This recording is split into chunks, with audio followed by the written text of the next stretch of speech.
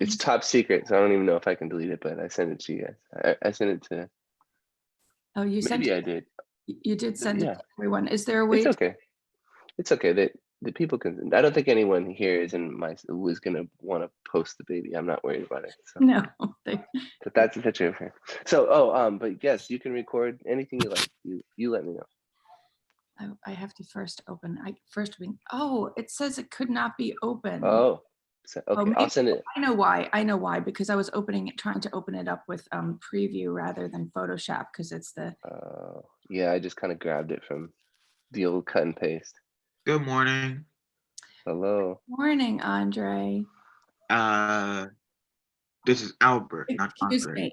My apologies. I'm looking at Andre's in the waiting room, and you're But speaking to me, but I'm looking at his name in the chat in the waiting room. Anyway, so I'm sorry. I know it's you, Albert.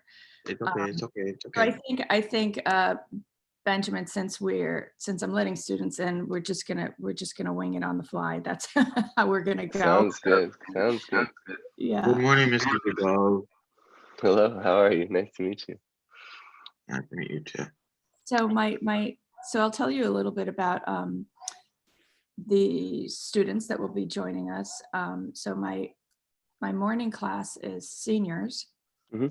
and they're in an AP art course, and then Great.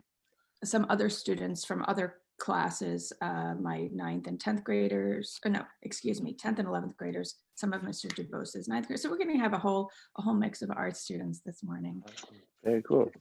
And so I think I did show you the link. We've got, different artists every week. And I'm so excited. You are our first musical artist. Oh, wonderful. And it's really exciting, a nice change, I think. Because we've just had visual artists. So Well, I'm happy to be here and happy to share my experience and things I've learned. So. Yeah, thank you very much. So I'm gonna just let's see, it's 9:00. I usually don't officially start for another Oh yeah. 5 or 8 minutes, because it takes my seniors a while to actually wake up and show up for class. I don't blame them. I'm not historically a morning person, so I have a deep empathy. It's almost not even morning for me. It's like it is, but it's very early, so it's almost like still kind of night for me. So What time is it over there? it's 6 a.m. now, so it's not so. I guess it's now just getting into morning. It's still dark though. So, but yeah, I'm ready whenever, and no rush. And if you have preliminary questions or links or anything, I'm ready for whatever. Did you receive the agenda that I had sent you with some of those questions? Okay, Yep. cool. Definitely. I have it open and looked at it, and then I looked over it, but I tried not to memorize the questions so that I wouldn't be too memorized. Now, let's just do a little test drive. Are you able to, I'm going to share, let me see here. I'm going to make you a host. Okay. So that you can also share your screen. Oh, cool. Where is that? Have you done screen share with Zoom before? Yeah, I do a lot of Zoom meetings nowadays, like everyone. So it may take me a second. I use a lot of Google ones, but I could probably find it.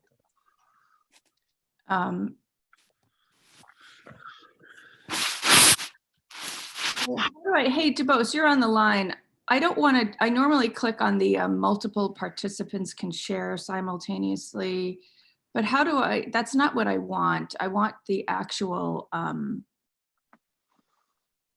oh, maybe it's inside of the Zoom app that I make him a host.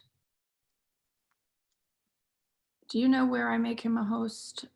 Because I'm forgetting. I'm gonna find it. You know what? I'm gonna do the one that I know, which is in the list of participants next to his name. When it says mute and more, you would go to more and you just make him a co-host. That was really easy. You can tell I don't do that often. Okay. Benjamin, hopefully you are now a co-host. Okay, in the case that I need to share my screen, I will do it. We're ready in that case. Let's see. And Did you have any questions? no, I don't think so. I think I'm ready for anything.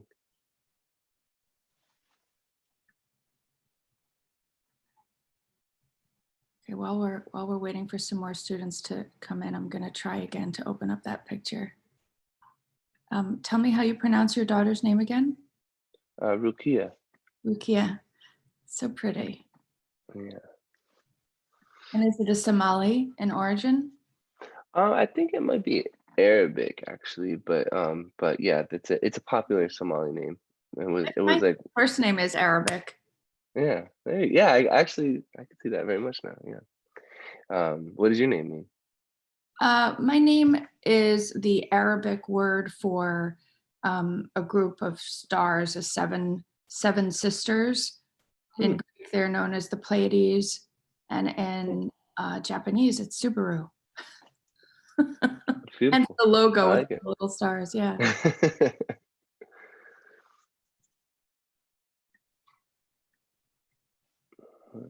Okay, good morning, everybody. We're just going to wait a few more minutes for some more students to come to class before we get started. I don't know why my Photoshop is not opening. It'll be a nice surprise for you later. I know. And how is your wife doing? Did she? She's good. She had like the surgery was a crazy moment. Just because when you have the emergency C-section, it's like they got the baby's like heart rate went down, and then everything is kind of like scary in that moment. And so then they, you're going through all this crazy stuff, and all of a sudden then you're just in an empty room. Like I was pretty much like by myself, and I was like, they just wheel her out, to go to have surgery, and so suddenly you're like, oh my goodness. Were you to go in there with her into the operating room? They did bring me in. I was really lucky. But I was first alone, and then someone came and they said, "Well, we'll come and get you if we can." And then they came and grabbed me and pulled me in. And the surgeon actually, our doctor was really really sweet, and she like actually went and brought me aside and said, "Oh, hey, you can come in." And she went and got me a little hat. Which is really good. It was very meaningful to me because like the nurses were running around everywhere, and they were supposed to grab it and they couldn't, and she just is very poised, and so I felt way more comfortable. And then she kind of walked me in first and said, "All right, here you go." And so it's a crazy experience when they're going through all the surgery protocols, and they're like getting ready and saying their names. I'll get emotional talking about it. And then it just, the doctor was super professional, and she just, then suddenly the baby is out, and you look over and Ruki was on the table, and you're like not hearing any crying or anything, and then it's like all of a sudden it happens, and you're like, oh my god. So then I went and cut the cord, and then carried the baby over and put her next to Ifra's face, just so they could touch each other and meet each other. It was very cute. I mean, it was very overwhelming, but when she like licked her face, and so it made it feel a lot they made them feel a lot more connected. So it was good. And then the crazy experience from there, just being in the hospital with this virus and everything for we were in there for 2 days, and it's just it was a wild experience, but definitely worth it. She's a cute little baby. So, and Ifra's good. She's healing and able to start doing some of her her computer work and stuff. So good. I'm glad to hear it. Okay, so I still can't open the picture. I got Photoshop open. You're gonna have to resend the file to me later, maybe. Okay, I will send it. I'll send you a different format, but yeah. So. Excellent, thank you. Okay, so I think we have a fair number of students now. 9:08. We're gonna get started. So, everyone, good morning. This is Benjamin Verdos. I hope I'm saying your last name correctly. You may recognize him because he did work on occasion as a subteacher in the New York City school system. mostly at was it the high school for fashion industry? I did work there. Yeah, that was like kind of the last year I was there Okay. almost all the time. Yeah, and then before that, I would spend a lot of time working at the architecture high school. Okay. Okay. Mhm. Is that the one that's also in Williamsburg? It is, yeah. Okay. Yeah, Okay. and that, I was lucky enough to get you into my substitute loop for a few sprinkles, and that's how we met. yeah, I loved working in your classroom. You always had such good materials and good things, and it was a nice space, so that you cultivated. So Oh, thanks. And so now Benjamin is actually living out in Seattle, which is why it is dark over there. And as you could tell, he's a recent dad, so congrats. And so Benjamin is a musician. As you guys who have been coming to my visiting artist series, you know I've been bringing in different visual artists, all sorts of visual artists. Yesterday we had a graphic designer, and now we've got a musician. So welcome. thank you, thank you. And I have to say, just having been a teacher for many years, this is actually the first time I've been in a classroom Zoom. Oh So wow! I'm very intrigued by it. So thanks for having me, and it's nice to meet all of you. Of course, so as you can see, all of our students right now, or everyone actually, except for the two of us, everyone's got their cameras Yeah. off and their mics off. You obviously are very familiar with Zoom, right? So you can see Oh yeah. if you change the view right to the. Mhm. Yep, I can see all your names. So it's like I said, it's very intriguing to me. Actually, I'm a very curious person, so any new experience is always pretty interesting. So I think that it challenges. Actually, it's a good thing for just to see how I think initially, just in my experience. But like I'm intrigued. Whereas some people might be like, "Oh, this is strange." I actually think it's very interesting in it having an experience of being a teacher and interacting with so many different people. And now I do meetings all the time, and to not see you guys is actually really interesting to me. And so I'm kind of intrigued by the idea that I've always seen all the students, and now I see none of you. And so uh, and especially when we get to your questions, I think it's kind of a fun format. So I would like to ask at this point. Yesterday I did have some students who were willing. In the beginning, I would like to ask my students to turn their cameras on just for a quick couple of seconds or a minute, but just for a really short uh, period, if you're willing. Obviously, you don't have to, but I'd love for you to turn your cameras on just for a moment so that you can say good morning to Benjamin and welcome him with at least a wave. You could do that. Like yesterday, I had Melody who was being very camera shy, but she was kind enough to wave at our guest. Oh, wait, Hey, what's up? What's up? who is that? I missed the name underneath. Oh, it's Dylan. Oh my God, Dylan. Nice to see you. I haven't seen you myself in forever. Oh, Very nice to thanks meet you. for turning your camera on. Anyone else? Come on, I know I can count on Daniel. Looks like Melody's not fully connected yet. Oh, there's Daniel. What's Hey, up, Daniel? good morning. I love it. I What love it. about Andre? I know Andre will too as well. Andre, yesterday you did for just a brief moment, and I was so grateful. Come on. There's Andre. I love it. I love it. This is gonna be the most memorable day of my week by far. And that's saying a lot because I was in a meeting with three people from Belgium yesterday, Oh my and God. it was a business call, but it's just such an interesting world to be in. So thank you for revealing yourselves. Mr. Vogel. Hi, Mr. Hello, hello. I don't know if you Nice to heard meet me. you. I was just asking everybody to turn the cameras on just so we could say hello to and welcome our guest. Hello, good morning. Oh, I it's love it. What's up? Liana. Good morning. Good morning. I'm so excited. You know how excited I would be if you all turned your cameras on and kept them on for like a full minute. Oh my What's God, up? Lionel, Lionel, I have not seen you in at least a year. You're right on that. Daniel, That's Just so been nice. traveling around the world all this time. You have been? What's that? Who's been traveling around the world all this time? Me? For real? Where have you been traveling?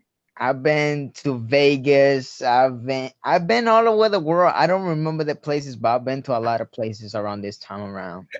Are you kidding? and it's Yeah. mine, Ms. Brooks. I'm not kidding. I've been all over the world with my family. Now, in this time of COVID, you've been traveling the world? Yeah. Mr. Fogel is shaking his And I head. just got back last night, like around 3 in the morning. I'm going to tell you something. Happy Fridays. Yeah. When I was in high school, okay, I wasn't a senior like you guys, but maybe I was like in 10th or 11th grade. Somebody once said to me, did you know that the word gullible is not in the dictionary? And I believed them. And I still remember that story because I was so embarrassed because I actually believed them. So what I'm trying to say, me Lionel, is that Miss Brooks is a little gullible. Yeah, I've been just like busy, just helping my mom. She's not here with me, She's Been not traveling all. there with you? What's that? She's not there with you, or she is there with you? She's technically in the hospital because she had like a stroke. Oh my God. So she's like getting herself back to, she's getting better and get back home again sooner or later. So sorry to hear that. Yeah. She's still in the hospital now? Yep. Is she in a rehab maybe? She in a rehab now, but she's gonna be there for like a month and until she takes physical therapy again, and so she get back so she can walk back again. Wow. Well, she's in my prayers and my thoughts. Thank you. I don't know if you heard that Benjamin was just a few minutes ago saying that he came to Mr. Dubose. Benjamin was just saying that a friend of his recently suffered a stroke. So that's yeah, he's doing really good, but it's a very intense experience. So it's a it was he was in the hospital for 2 months, and I held down the fort for him. I held down the house, and now that's where I am now. I come and work at his house. But yeah, it's things get better. They can get better. So it's been really great to watch him do Right. better. So. oh my gosh, Jonathan, turn that camera back on because your face was in the middle of the grassy field and it was hilarious. Whoa! Morning, Oh, I love it. Respect with the background. I love it. Jonathan, that's amazing. Okay, thank you guys for turning your cameras on. You made me You're very so welcome. happy. It's really lovely to actually see you. Okay, so so Benjamin, let's get started. Why don't you tell us a little bit about yourself as an artist? And I like to ask my guests to kind of chronologically go back in time and kind of start when they were in high school, because that's what students are now. So if you could speak. Yeah, totally. Yeah, I'd be happy to. I think most people that I've talked to would agree that I have a pretty strange I've had a pretty strange life. And when I was in high school, I didn't really consider myself an artist. But I think maybe I'll even rewind just a little bit about like I was born, let's see, well, my father died when I was very little. And I say this just because it's real life and not to make the story more intense than it is. But my father died of a drug overdose when I was 18 months old. And Wow. and so I didn't really know him at all. And so I wasn't really speaking yet, but once I started speaking, I would talk about him and stuff. But that kind of set some of the course because my family ended up moving to Hawaii for a little bit, and then into a smaller town where I grew up. And my mom was really cool. But she had her own kind of thing she was always dealing with, but she was a really great person. But yeah, we I think because of her and my dad kind of went hard in the paint, like they they did, she was just tried really hard to be good for my brother and I. And so we went to church a lot when we were kids, and she really wanted us to be good. She didn't want us to be in trouble. That was a big part of my upbringing. And so being in church was kind of wild though, Where did because you grow up? I would grow up outside of Seattle. So Okay. yeah, and yeah, and also an interesting fact is my dad was in the Vietnam War, and he was also a dairy farmer. He didn't want to be, but that's where his family came from. So very kind of an interesting for a start to my life, and then growing up in this kind of a small town, and then going to church a lot. And my mom wanted us to go to like churches that she thought were exciting, and this is all relevant to the art because Exciting churches. Okay. yeah, so like people would be dancing around and like speaking in tongues and stuff. So, so a lot of y'all probably have gone to church or seen it before, so Oh, of people course, speaking in tongues and yeah, dancing and shouting. I yeah, know, I'm a witness. yeah, there you Also go. a dancer. There you go. So yeah, that's what's up. So anyway, I grew up with like that. I would say that the stories and the singing and stuff, like a lot of that stuff was like probably some of my earliest exposure to the arts, because and like literature and music and stuff, because my mom, well, she would always be like dancing around and singing and stuff, but I didn't come from like a really like this intellectual, like rich family where I was in piano lessons and people, like I just wasn't, I didn't grow up like that at all. It was like it was kind of honestly kind of weird. And then I went to like little Christian schools on and off. And so, none of it was like fancy or anything. So the point is that by the time I was in high school, um, I started like playing music with like there was like a church band. And so that was like some of my earliest experiences. My older brother got me into like some bands, and then I would try to play with the church band. But I wasn't like, they didn't think I was like the best drummer. I wanted to play drums in the church band all the time. And I wanted to, I started learning to play instruments. But by the time I got to be y'all's age, I had moved to Wisconsin with my mom. It's a whole long story. And she had a couple foster kids that she had adopted. So my little brother, it's another important part of the story, moved with us. So my sister and my brother, Dorcel and Marshall, came with us, and we went to Wisconsin. And someone who your mom fostered? Yes. Okay. Yeah. So it was my mother and my older brother stayed back. When I was in 11th grade. So I just putting myself in the age that you guys are probably around. And my mom and I moved to a kind of small town in Wisconsin, and my little brother Marshall and my sister Dorcel came with. So it was us there. And when I arrived in Wisconsin, that was when everything kind of had changed for me. Like it was a new school and a new place, and I never took an art class in high school. Wow. The closest thing I ever took to art class in high school was, and I also never took a music class in high school. That's yeah, it's really interesting because I just wasn't raised in like I never identified as an artist. So I think it's kind of interesting that I'm an artist now because I didn't have a lot of the things like that were put on me when I was a kid or like kind of trained up in that way. The classes were offered and you didn't take them, or were you in environments where there were no classes offered? I think we probably had like, the casual in elementary school, kind of art classes and stuff where you just, you do, more basic stuff. But I think, I don't think that there probably were, especially in my last couple of years, there probably were a few art classes, but I just didn't, I didn't at that point think that I didn't identify as a visual artist, and I wasn't part of the band, like the school band, or like I didn't play a horn, I wasn't in jazz band, I wasn't in choir. So I was always a bit of, an outsider, I'd say. And I'll tell you what I took. I took a sewing class. And I loved it. I sat next to this kid who later joined the military, and he was a really strange guy, but I'll always remember that class because it was super fun. And I'll be honest with you, I took the class because I thought there would be a lot of girls in it. but it ended up Were being, and there were a lot of girls, and it was a great decision.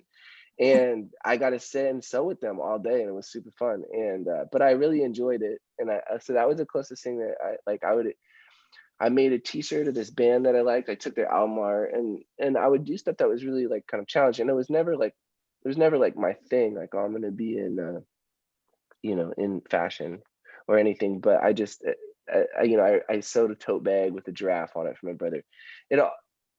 That was the closest I ever came to. But during that time, I also started writing songs, and I would my friends would come over and we would start writing interesting music. I was starting to listen to more interesting, like I was super into like Outkast and Radiohead, and like I started to get into more artsy music and interesting stuff my brother would send me, and I started exploring. And I got a 4-track because it's dating me a little bit, but I had a tape machine, and I would just make songs. And like honestly, like I just became obsessed with it. Like I played guitar every single day, and I would just go home. I had a job. I worked at Walmart. Trust me, I worked at McDonald's when I was 16, and then I worked at Walmart. And all I would want to do is like I would go to school and I would do fine. I never had really talk about my grades with my mom, and then I would just come home and I would just work on songs. I just wanted to play guitar. That's all. I thought it was this world that I started to slowly understand that it was like I could kind of immerse myself in, so I could start making. Do you still have recordings of Yeah. that time, of that early music? Yeah, I do. I think they're in Brooklyn. They're in my apartment. They're in this big green tub, and I could probably, I might be able to dig some of them What up. I would love, if Mm. you're able to share the screen and go to your band website. Oh yeah, I wonder if let's see. And my students and all of our guests actually are not familiar with your music whatsoever. Okay. Benjamin's, gone on tour in Europe and all sorts of cool places. I know very little, I have to admit, about Yeah, your. no, it's okay. You guys can go and check it out. I'll share my screen real quick. Let's see. Desktop. I think that's what I'm trying to share. There we go. Okay, share my screen. Let me make sure it's working. Let me know when you can see it. Oh, I gotta let Zoom say it's okay. Oh, it says not until it's quit now. Okay, let me see. It says I have to leave the meeting to do it. I'm just gonna put a link in there. Sorry, we got all that way. Should I leave the meeting and come back, or? I think I'll just send you guys a link to it, so you can all y'all are quick on the internet. So here, let me throw a link in the chat. You can all see the chat, right? Yes. Let's see. Sorry about that. Another thing I could do is I could share my yeah. screen and then pull up your website. I had to do that yesterday with my guest because she was unable to share her screen as well. Yeah, so I just dropped the link in there. Just iskadaf.com is the website. It's pretty nice. It's got a lot of the content. I haven't been on there for a minute, but it seems like it's. Are you guys able to see my screen right now? Yes. Okay, excellent. So I'm going to let Benjamin, you just direct. Oh yeah, I'll narrate it. So you could just so this cover art is actually my bandmate's wife is a really she does really good graphic design. And by good I mean she makes a lot of money. She does really well in New York City now. But when we all started, she hadn't gone to school yet or anything. But so she's done all the artwork for our project. And yeah, this is kind of skipping ahead many years, and I'll kind of come back to somewhere chronologically where there's a band. I'm sorry. No. It's a good thing just to kind of give some visuals and switch it up. So if you scroll down, it should just if you just kind of scroll, it should. Okay, well, actually, you can go to music. Sorry, like I said, haven't been on it. I know. That's okay. It's all good. Thank you for letting me pull you over here.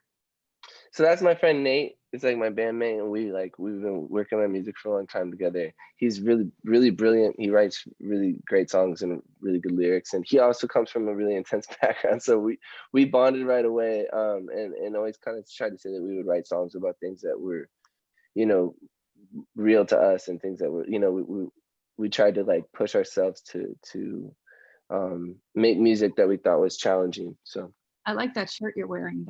What is the logo on the back there? That's not the band logo. Oh yeah, that's a it's a jacket that my friend gave me. He owns a coffee company, and he's also a very important person in the story. But yeah, he gave me that jacket, so I will rock it at shows sometimes. The Wanting Creature was the last full album we put out. We recently put out an EP. But yeah, the Wanting Creature it's an important concept to us both, which is that the record is really about this idea that we always, it's just it's inherent and innate almost for our species, but for us as people, we always just want more. We can never fully kind of grasp being content, and so a lot of this album is just about, that's an important quality in general for creating, for existing, is that, like, you could fight against it or you could kind of embrace it. And so, like, the fact that we want things and that we need to move forward, and so we have these goals or these things that we want to attain. And so some of it's really dark, some of it's really beautiful, but that's what that album was, a big Great undertaking. title. Yeah, It's a great title. it's based on a poem, so it's Oh, really? yeah. You're gonna have to share that poem with us at some point. Yeah, it's on it's at the very end of the album. If you go and listen to this album, it's the song called "The Wanting Creature." My bandmate recites the poem, and so wow. you can listen to it if you're interested. It's kind of cool. So yeah, and Who- then Who wrote the poem? I believe it's not it might be Rumi, but I believe that it's actually totally skipping my mind, but it might be Rumi. Okay. But I don't think that it is. Sounds like it could be him. It sounds Yeah. like his style. Yeah. And then yeah, we have our first album there that we put out in 2000, I think it was 2013. And then yeah, so that's the thing. And then recently, First one, Even the Sun Will Burn, is that? Yeah, okay. Even the Sun Will Burn. Yeah, that was our first album, and that was like a lot more raw. It's a lot more like kind of like punk rock at times. And Cool. yeah, and then as far as that, we just put out a new EP. I think the first image you saw is that we put out a 5-song thing in November, so it was fully out last month. So it feels like forever ago because some of the songs we started writing a couple years ago. Thank you for letting me. Yeah. Yeah. Flip fast forward. Yeah, totally. No, it's good. It's actually really great to get some visuals in there and to show that project that started probably 8 years ago. So that shows it's been a little while. So, but yeah, the art thing is just, I guess the reason I say it and I put it like this is a lot of people, like, I've been around, and then after, especially like, going to, traveling a lot of stuff, so there was always like what I like, the art kids, you know what I mean? Like people whose parents were artists, and that's not like a knock on them. Like a lot of them make the coolest art, but I just wasn't me. And I didn't relate to the really arty kids. I played basketball, and I was just kind of weird. I wrote songs and played basketball.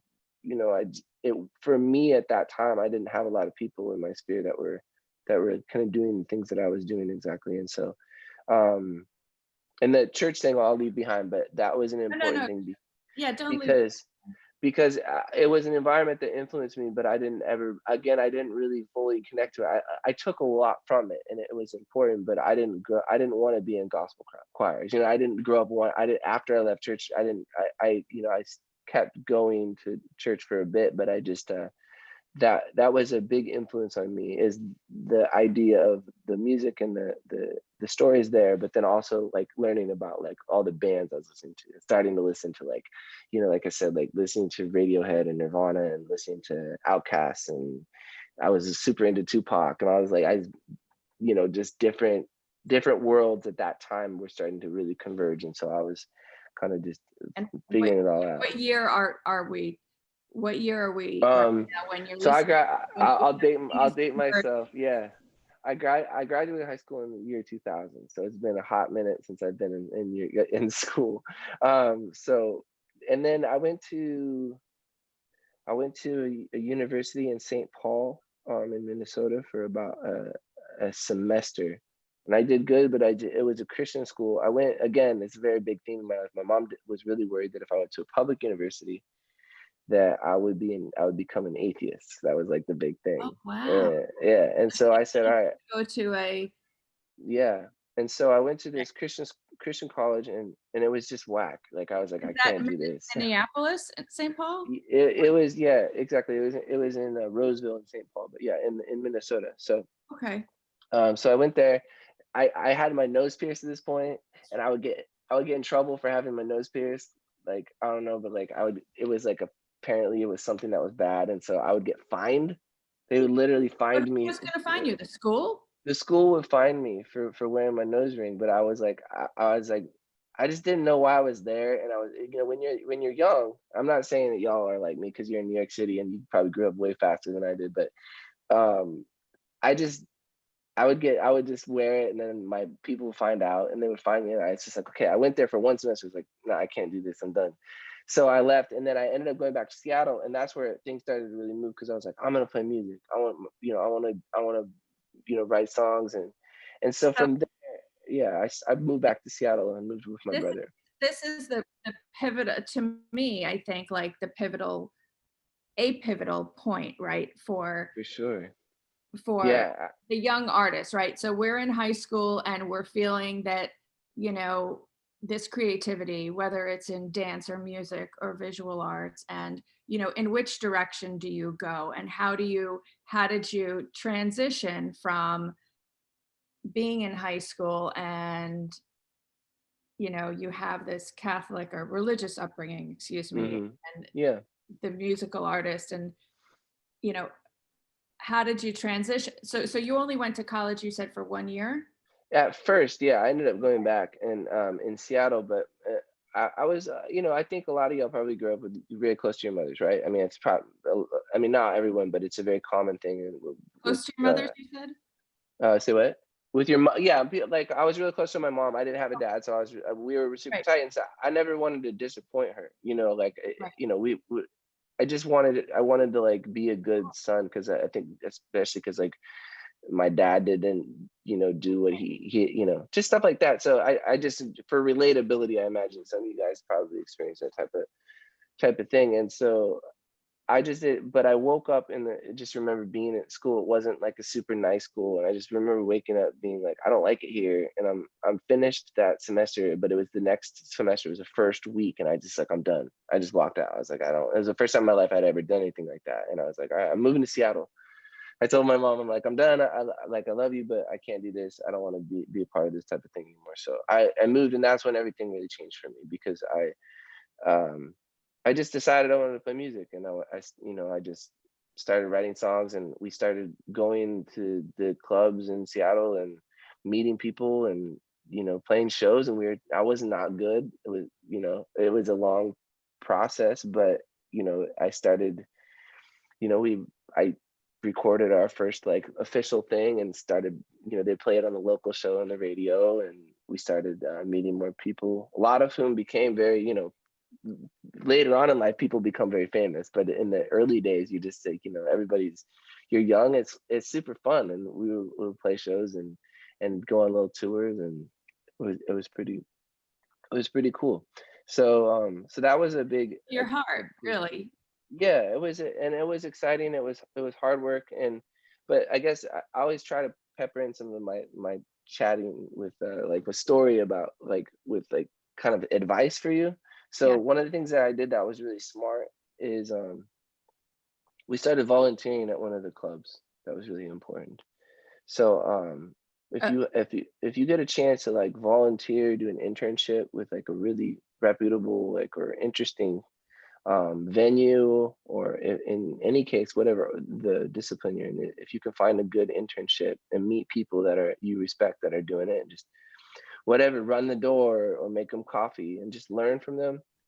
Like there's so many stories I've heard of just incredible artists who've done internships, and very early on they like kind of got, kind of learned about the game and learned about different things from those mentors. So that's my first piece of advice. I'll throw it in there. Yeah, thank you. I curiosity, you said that, you know, in the early days when you were first starting writing and you were just getting rolling, and some of these people went off and became famous. Who were some of the people you were rubbing elbows with that Well, in like the like kind of rock and roll scene, like Yeah.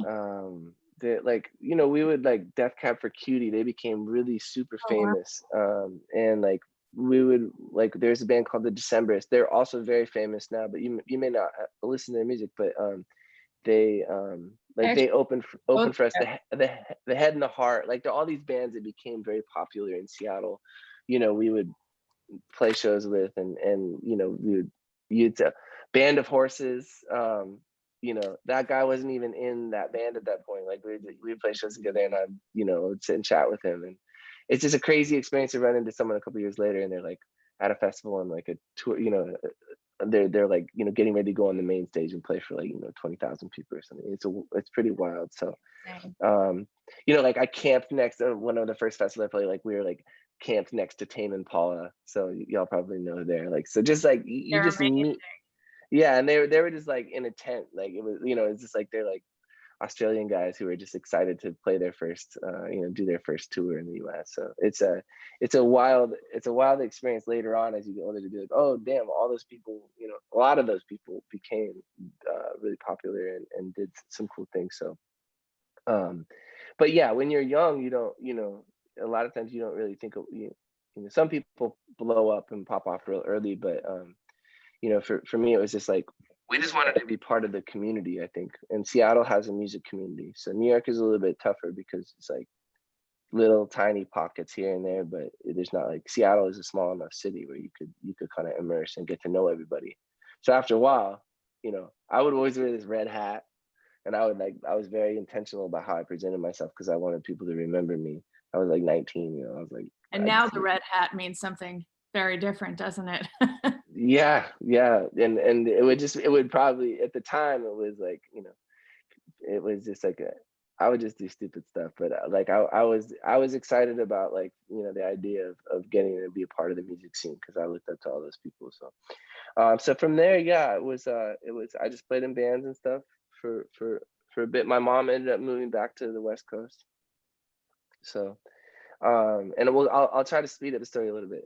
So anyway, the next thing that happened that was really crazy is I kind of just was like, I don't know about all this. And my little brother, Marshall, who my mom adopted when he was 1.5, I started like helping out from the time he was very young to like being like a father figure to him and like helping raise him.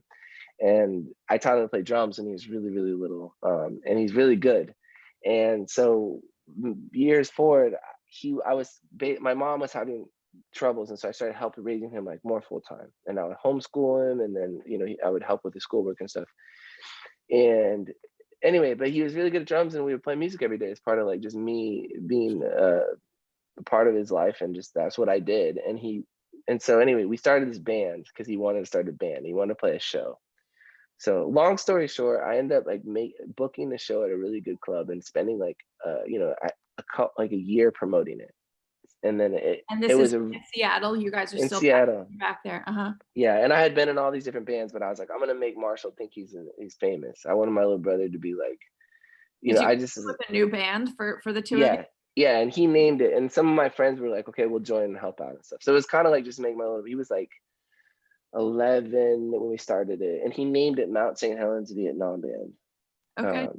So that was, and if you Google it, it's kind of funny because you'll see there's all these different pictures. This was the first really kind of big thing that we did, and so we ended up like basically selling out our first show, which is unheard of. We did all this crazy promotion. I basically was like, I'm gonna do really weird stuff to promote it, and I just was like, I just didn't care, and I was like, I'm gonna make this kid think that he's famous. And anyway, it kind of worked. So we got a lot of people at the show, and we got signed to a record deal from a really good record label in Texas, and it's called Dead Oceans. Been signed yet? No, I'd had like little record labels, but this is like a major indie label. So this was like the first big thing that had, you know, people started coming to the shows, and like suddenly everybody in town, you know, that was like a thing. I had done this kind of thing with my little brother, and it was it just people liked the music. It was kind of weird and fun, and at that time it was a cool thing. So anyway, we went on these big tours. Like that was the moment when things started to really move. We signed that record deal, put our first record out, and went on tour, and like our album art was like on like from this Apple ad and this billboard, and people would write me and be like, "Oh my God, you made it!" And I was like, "Well, I wasn't really making a lot of money or anything, but it was cool, and we were getting to tour and play with these really popular bands." And what year is this that you were signed? 2008 we got signed, and then 2009 is when we started to. I think when we released the record and started to really tour. Like it was crazy because Marshall was like, my little brother was like 13, so. Oh my gosh. And if you find it, now would be a good time to show that if you have it's called Mount St. Helens Vietnam Band. And we were just, it was ridiculous. I'm going to look it up right now. That's so cool. I don't know that part of your story. I mean, I don't know the majority of your story, but that's a really cool part. It will give you, and then feel free to, I'm not always the best on watching time, so I'll speed ahead and get, I'm slow in the morning too. So Is it? So it's MTST, Okay. Mount St. Helens Vietnam Band. There you go. Vietnam. And Marshall, my little brother, named this when he was band. So there you go. And so if you go to Google Images, you'll be able to see like all this bunch of different photos or whatever. So that's my little brother Marshall, who's in the blue shirt, and then that was the lady I was married to for a while. So she didn't really play music, but she would just be in the band because I was like, well, we're gonna tour, you gotta be in the band. So but yeah, Mount St. Helens Vietnam Band. Yeah, we were in magazines and all this. This is what it's taking a while to open because my computer's been slow. But I see it's from, is this Spin Magazine? Yeah. That's cool. Yeah. So my mom, it was cool because she would like buy all of them, and so she was suddenly like, "Oh, this is crazy," because she wanted me to be I was going to college off and on, but she wanted me to be like like a academic, and so. But when we started getting magazines and on the radio, you with short hair. That's a great picture. Young guy back in the day. I could open it up further, but yeah. So that if you guys search later, you can watch like there's all these ridiculous music videos and all that stuff. But it was cool. My little brother, he's like he's not like with school. He has some certain like learning disabilities and stuff. And music was like just so beautiful for him because he could just smash on the drums, and like we could travel and meet people and stuff. So it was a really difficult thing to do. Touring is really hard and doing all that stuff, but like but it was cool. We gotta do a lot of great different funny pictures, man. They're so cool. You guys must have had so many different stylists. Yeah, well, it was definitely, there's a lot of different photo shoots for the press releases and all that stuff. So but anyway, so that was the band, and we put out a couple albums and we toured a bunch, and that was the first time that like I had been like in my friend group and everything, and suddenly I was the person who was able to do things and people were excited about. So it was cool, it was exciting, and it was an important kind of achievement or whatever. So we did that. We toured for several years and put out those albums, and then my mother passed away, and Marshall graduated from high school, and all like different things happened. But so that's when I started Iskadoff with my friend Nate, the first thing that we looked at. Okay, so you started Iskadoff. Yeah, kind of after the end of that band. My little brother went into trade school and stuff, so I just kind of did a different thing for a while. And so he was, being by this time he was, he's all your guys' age, so he was just, so one doing of my students is asking me to play one of the songs. Oh, okay. Well, there's yeah, you could. Okay, hang on. And anyone, by the way, if anybody has any questions at any point, unmute your mics, just interrupt us, because yes, please. I've been interrupting him plenty of times, and I'm sorry for that. But I noticed that you have your brother, your adopted brother. He was African American. Oh yeah, yep, yeah. My my mom always wanted to have a lot of kids, and she wanted to have she said she wanted to have 8 kids or something. And when my dad died, she just she couldn't have kids anymore. So she started doing foster care, and then she actually ended up adopting.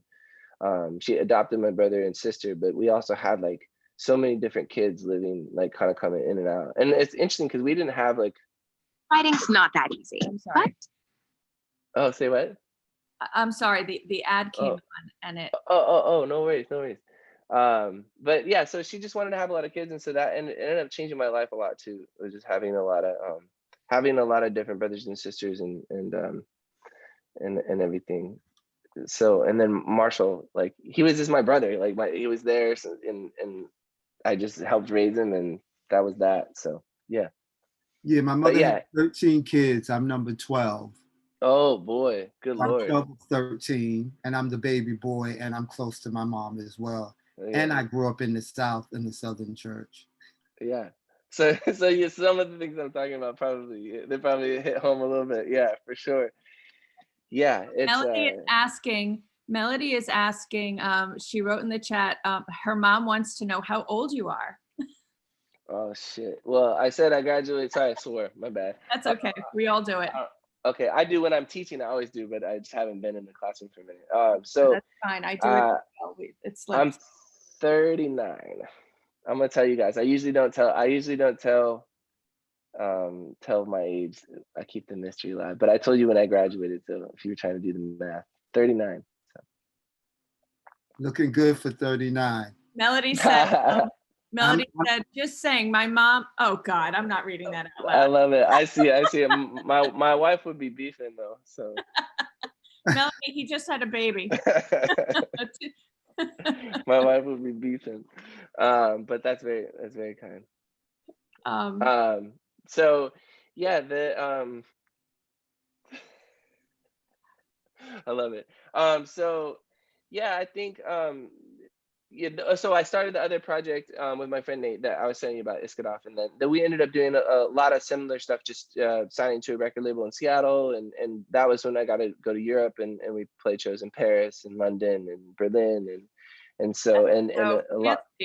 Yeah, so I've been to Paris, most of Berlin and London is. Yeah, Amsterdam and Rotterdam. And, wow. Well, before you move over to Iskadov, I want to answer Jonathan's question and play something from Helen's. So let me go back to. I found do you have a preference which you should play called Leaving Trails. If there's a video there, it's pretty cool. It's it's one that I like the song, and the drums are cool, and Marshall's. Which one is it? It's called Leaving Trails. So if you okay, if you scroll Leaving Trails, maybe. Let's see, I'm trying to think if there's another one that's here it is. Yeah. There it is. Yeah. This one's kind of the camera works pretty cool. Oh, actually.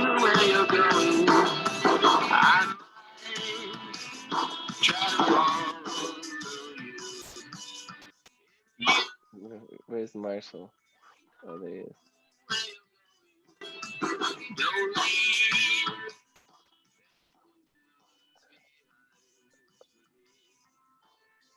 Actually, there's a if you want to watch later, it's really fun. I actually know which one I want.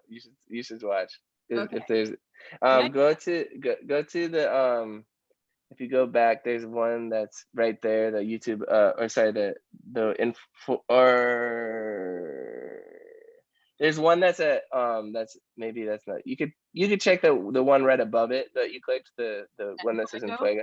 Yeah, it's just cool because I think you get to see Marshall play drums, and that's always my favorite. Cool. Yeah. We definitely want to see Marshall. Shop the Google store for great deals on holiday gifts. Like Nest Mini, the Google Storyteller.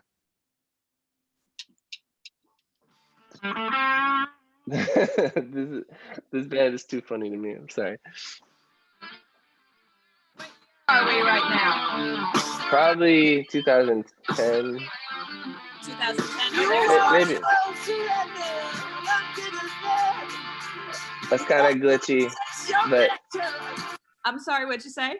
It's just kind of glitchy, but that's Marshall. If you guys get a chance after to watch some of the live videos and watch him play drums, it's probably like the thing I'm most proud of is like like how awesome he is, and just like it was like always my favorite thing watching him play, and just like that was one of my greatest in my life, like just teaching him how to play, because I didn't have people teaching me stuff really. So that was the thing I was most proud of, is that Marshall became so good, and like he got it, like he's, he's still, I mean, he's dope, he's amazing. So but that was the thing. Drums? He still plays drums. I mean, nowadays it's hard to do much of do things in person, but he definitely still plays drums. He's awesome. We were working on a lot of songs last year, before everything went haywire. I'm gonna play a little more. Okay.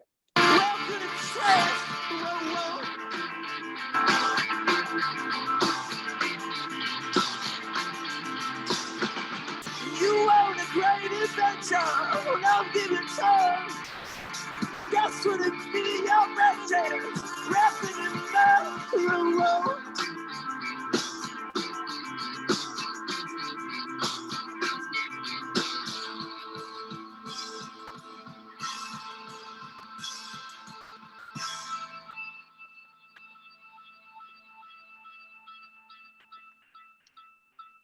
There you go. Perfect. Perfect. That was a good. Thank you. That was a good clip. You Good need to segue. You need to remember. Hold on. I'm gonna throw that into the chat. You're gonna need to remember that clip next time you need a short one, because we've got you and Marshall.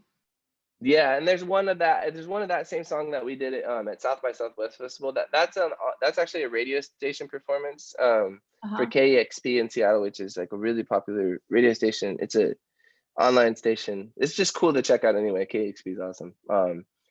But yeah, those videos are like that era. The music was really intentionally like kind of strange and like difficult. Like the time signature of that song is really different, and it's like in 5/4, which it's just not a usual time signature.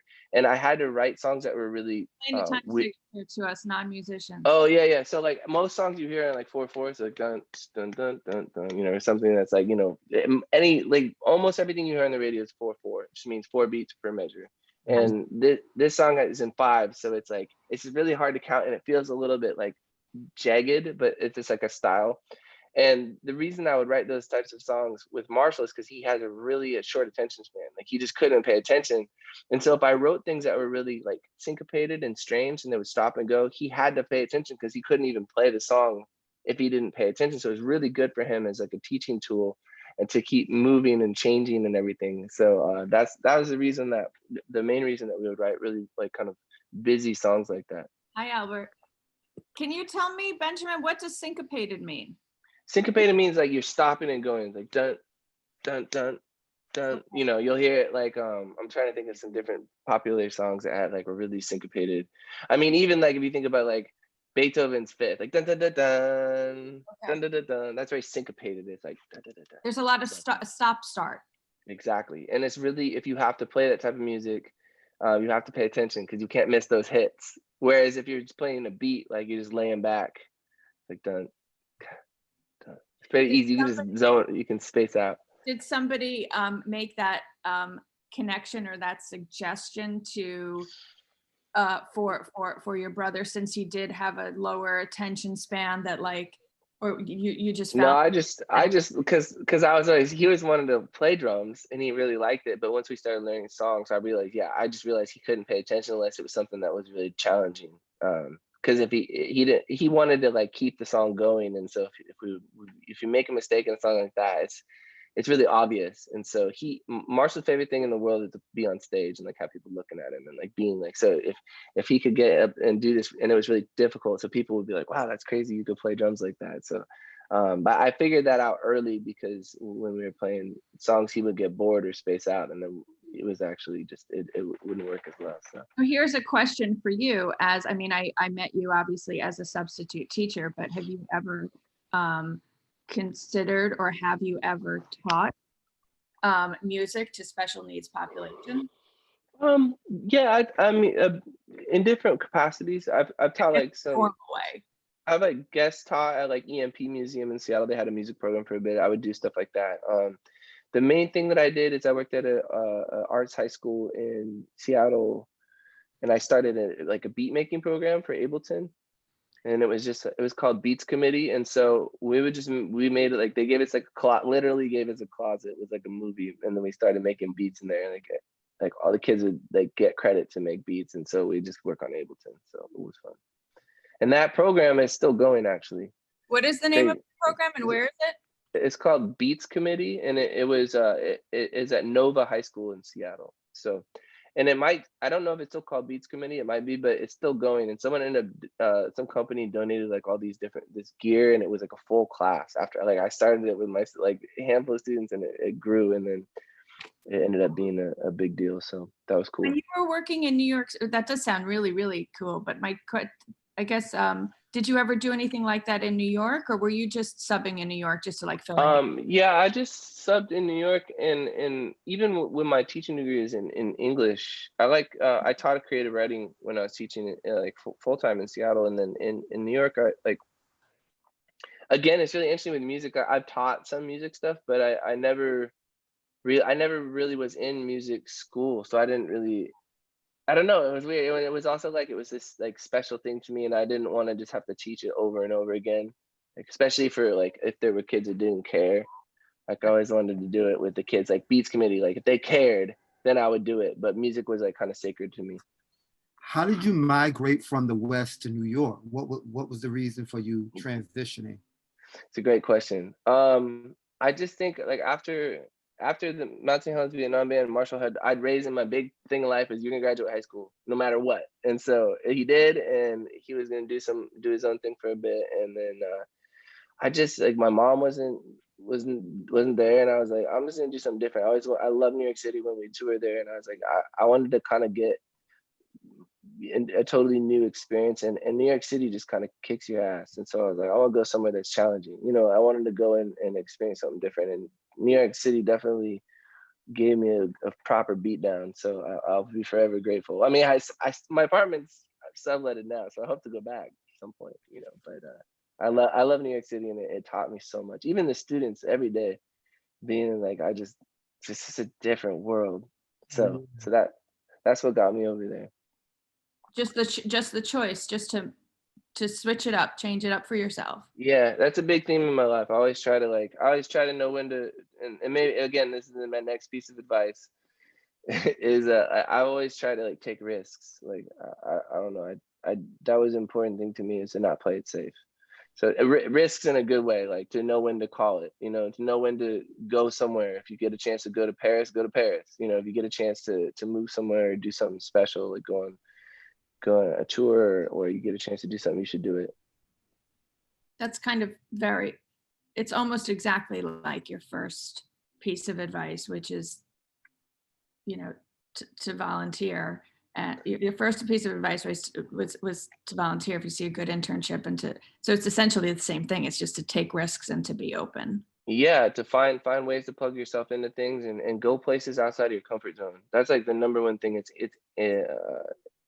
I'd say it's counterintuitive for most people, but to go find things and then be okay not knowing stuff, not being like everybody else, you know, just go in there and just push forward and learn things, and go in places that don't necessarily seem like the easiest, then you'll probably learn a lot. So. Allow yourself to be uncomfortable. Exactly. Yeah, there's a great lyric by Elliott Smith. He said, "I'm not uncomfortable feeling weird," and I always really like that. So I've become you know, and especially substitute when I would do that, you know, a lot. Not uncomfortable feeling weird, or I'm not uncomfortable. Yeah, I'm not uncomfortable feeling weird. It says paraphrase, but that's basically the idea. And I always think about that. But yeah, I mean, being in New York City, teaching and subbing in different schools sometimes every day for a while, you know, every day is just like, you're just that dude. And like it's like warms my heart that Jonathan wrote that, because that every single day someone would say that to me. So like I was just like, yes. What did Jonathan say that you said? I look like the guy from Thor, which is like every day people would say that to me, and like see that I grew to like love it. But I would be in a new classroom with new kids every day, and so it was it really taught me to just to be open and to like you get to know so many different people, and every day you're probably going to have some experience where someone's going to say or a question, or I was always like kind of like just that guy, and then people, especially students, would come at me real quickly just to test me, and I loved it because it kept me very sharp. So not your class, of course. Your class is just angels. Angels. Cool. Well, did anyone have any questions? I want to make sure. I mean, we've arrived, at the question time, but I'll finish the story if you want to. I can kind of get whatever you guys want. Yeah. Well, does anyone else have any questions? Any students have any questions? Nope. Hi, Daniel. Really, not a single question? Come on. Hey, I like that wall color, by the way. It's nice. Nice gray. Imagine your shirt. You got the nice. Anyway, okay. So no questions. I'll speed up the story. So anyway, yeah, I did a bunch of stuff with my friend Nate, and then at a certain point, the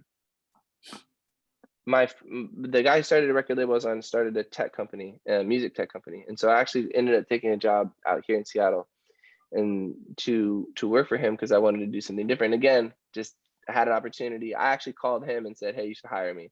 Oh, you did. You reached out. Yeah, So and I just music tech company. We don't know what that is. Explain that. It's for music licensing, like people who put music in ads and people put music in movies and TV shows, whatever.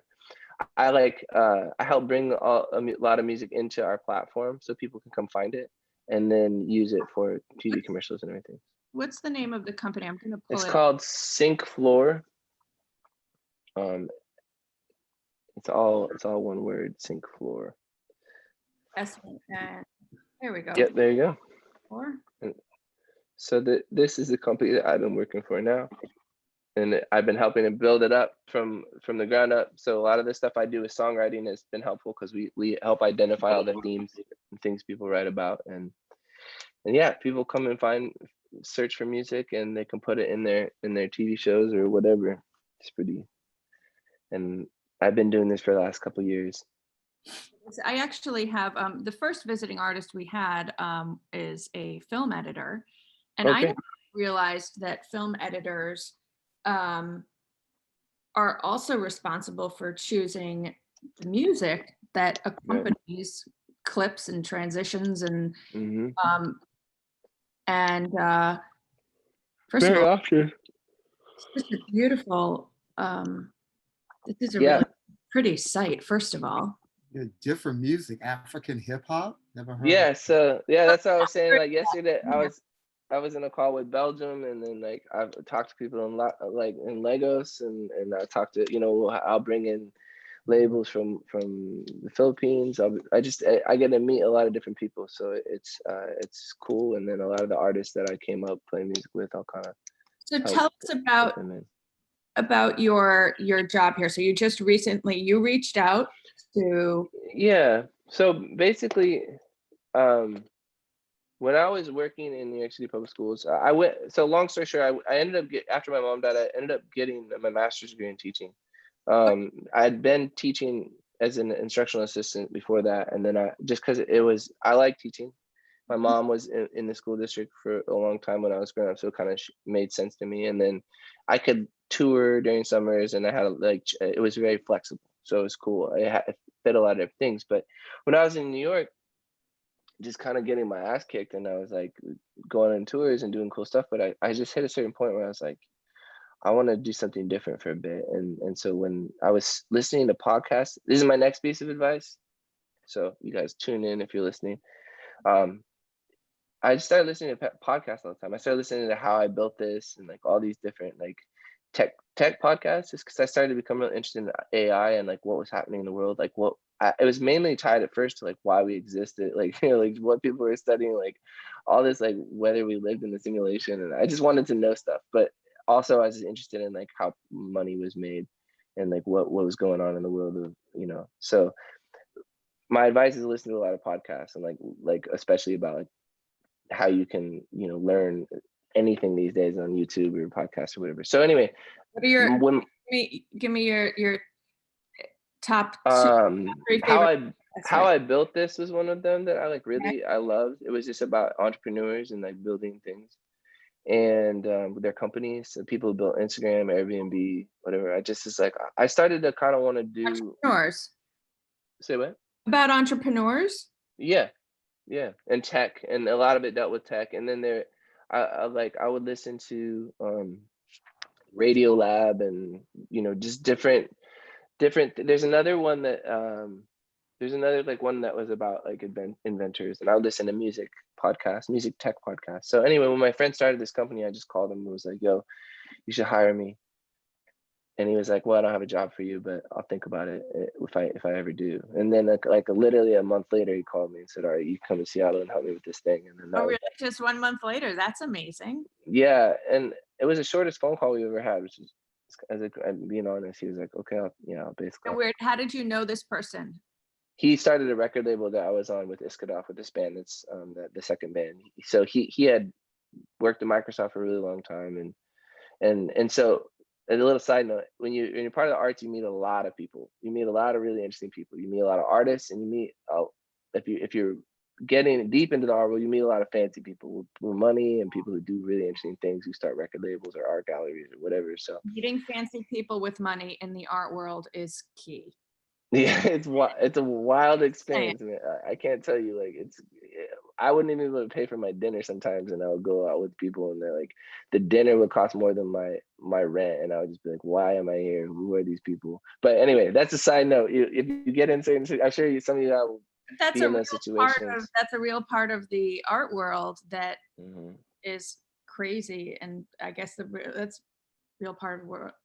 Yeah, it is, and especially grow up with money too, because I just didn't have like that was just something I didn't know about, so I So didn't is grow this up around fancy person people. who started this company that you reached out to, who used to work at Microsoft and with the was he one of the fancy people? I mean, he's not. I wouldn't say he's fancy. I mean, he did well. He did well because he worked at Microsoft from the beginning. He taught me a lot about how things work in other capacities. But no, he's not like super fancy. He's done well for himself. But he started the record label, and when he was working on it, he realized there was a problem with the sync world, the company like that I work at. It was built in response to fix a problem. That's usually what tech does. If you ask yourself, what's a problem that needs to be fixed, and you try to design something to. So what was the problem? Why did he start the company?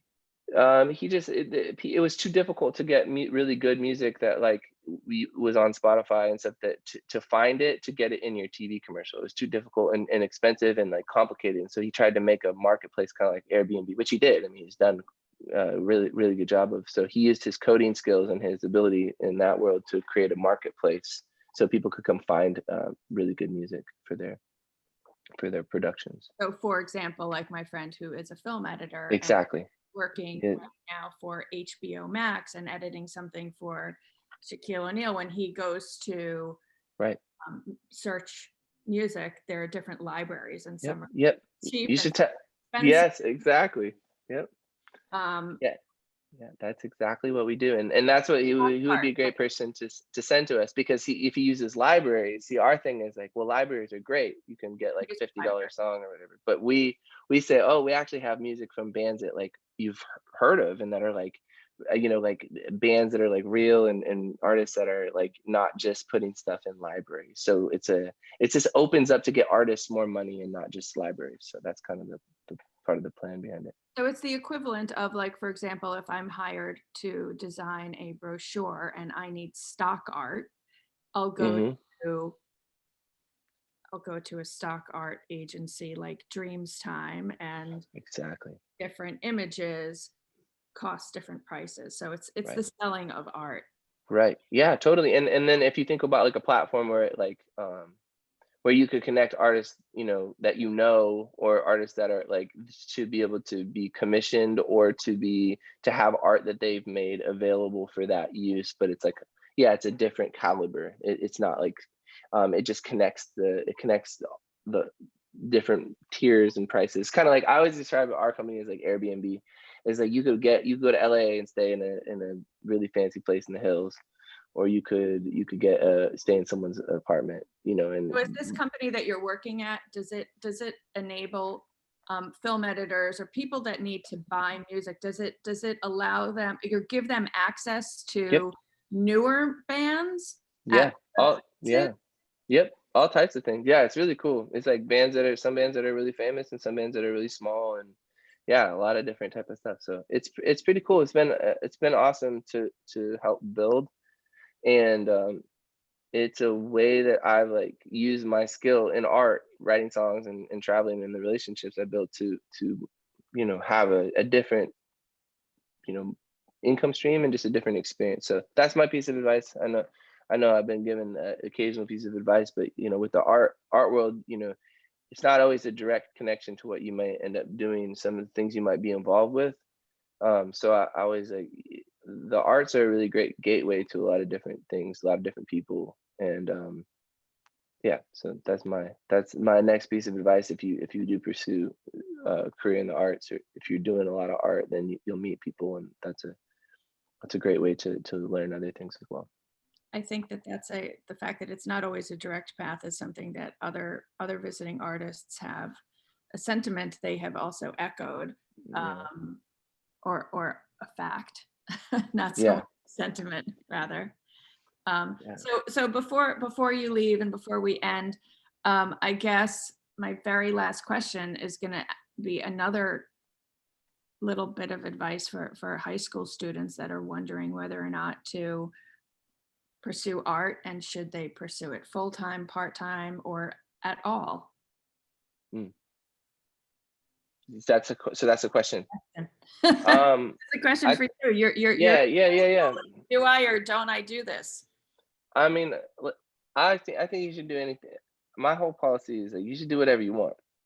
Really, I mean, it's like, don't hurt people, but you should do it. Like if you are passionate about it, like you'll make it work. If you'll make it work in some capacity, right? So like I always, like the reason I told my story is because I'm not fancy. I don't come from a fancy background, and I don't, you know, I had to figure out different things. But if you care, if you have a strong spirit and you want to make something happen, you'll do it. You'll figure it out. New York City is a great place to you know, to do that and to come up and to learn about that.